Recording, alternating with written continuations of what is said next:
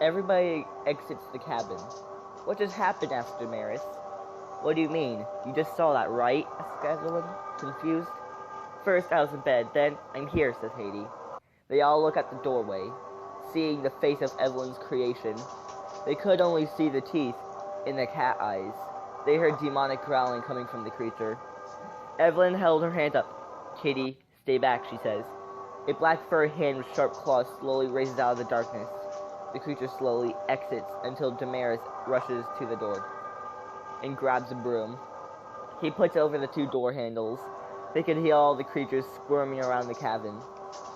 They all rush into the nearby church. They block those doors as well.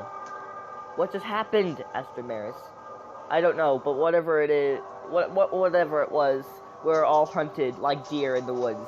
The problem is, we're the deer, and they're the hunters, drilling to consume us in horrible ways. So that was Chapter 2, Nightmare in Riverwood. This is not the longest story I've written again, so prepare for a short little adventure. Because there's only 6 chapters, we're already on Chapter 3. Which Chapter 3 is less than a page, so yeah. Chapter 3, The Monsters Within. The door begins banging. The creatures were here. The group was cornered.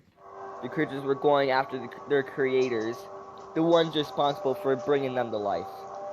The monsters were there to fix the mistake that the group has created. Then, the banging stopped.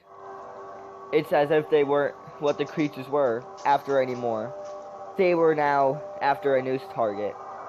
The group didn't know what, though. Then, an idea came to mind.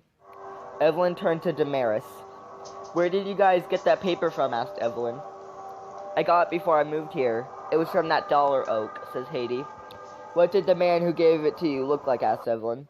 He was a chubby fellow, says Damaris. Evelyn then knew what the man who refused her to the paper had something to do with the horrors that they experienced. We need to go, says Evelyn.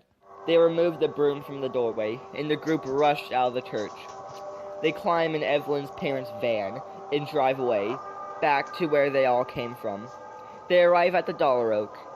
The glass door has been broken, though, and is covered in Kitty's claw marks.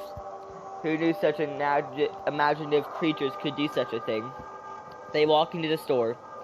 The items seem to be on the shelves, but the counter is all scratched up. They enter the back of the counter, and they see a mysterious trapdoor.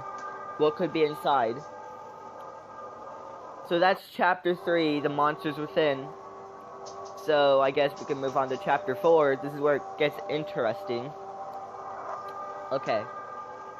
So, get this ready. There we go, okay. Chapter 4, The Secrets Underneath. Oh no, says Damaris. He exits the trapdoor. Well, spit it out. Tell us what's in there, demands Haiti. Look, let's just leave. We shouldn't be here. Let the drawings do their business, and don't get into it, says Damaris. I agree. Let's get out of here, suggests Benjamin. They leave, but then they notice that one of the group members is missing. Wait, where's Evelyn? Asks Damaris. They look around to get no answer. Evelyn continues running down the dark hallways of the cavern. Who knew a basement could have such twists and turns? She continues. Man, I lost myself again. Who knew a basement could just have such twists and turns? She continues making her way through the catacombs. She enters a large room. It's a machine. It is pumping out paper, but it's no ordinary paper. It's the paper. This is where that paper came from. Then, after realizing the truth, everything she sees turns black. Wake up, it's morning time, says a mysterious voice. She opens her eyes and sees a man in a black coat. You had such a long rest. Now it's time, says the cloaked man. She struggles as she is tied up to the coffin. The room is covered in mold. It has clay walls dressed in cracks. You know you shouldn't have gotten yourself into this in the first place, says the man, covered in black. Your friends, the ones who you thought loved you, the ones who dragged you into this mess, should be coming soon, he notes. She wants to say words, but her mouth is full of cloth. Then, they show up, they'll be just like you, struggling, fed to the monsters that you all created, the man explains. Evelyn is confused. Then, she realizes who she's going to be fed to. 4 pairs of red eyes tear through the darkness behind the man who is dark himself. Now then, let's get started, says the man. He takes off the hood, and Evelyn soon realizes who was present in front of her. Damaris rushes down the steps. Come on, Evelyn is down there, he says.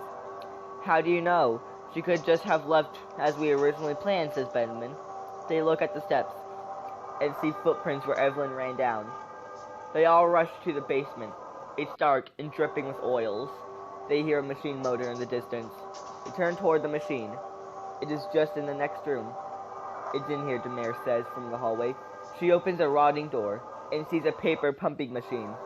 Then, another machine comes into action. It holds a pencil and starts drawing on the paper. It constantly draws bats. The paper turns into dust. Then they all start hearing noises in the air vents. Lead-looking bats fly out of the vents and start attacking again. They had nothing to fight back with, so they hid behind the crate. The bats flew around the room, looking for dinner. Then, Damaris had an idea. He ran to the box, leaving the group confused, and went to the paper. He took the pencil from the drawing machine and started making his own creations. Amelia was trying to figure out what he was creating until a squirt gun was created out of the paper. Damaris tested it out, and it shot loads of water. Why would Damaris need a squirt gun?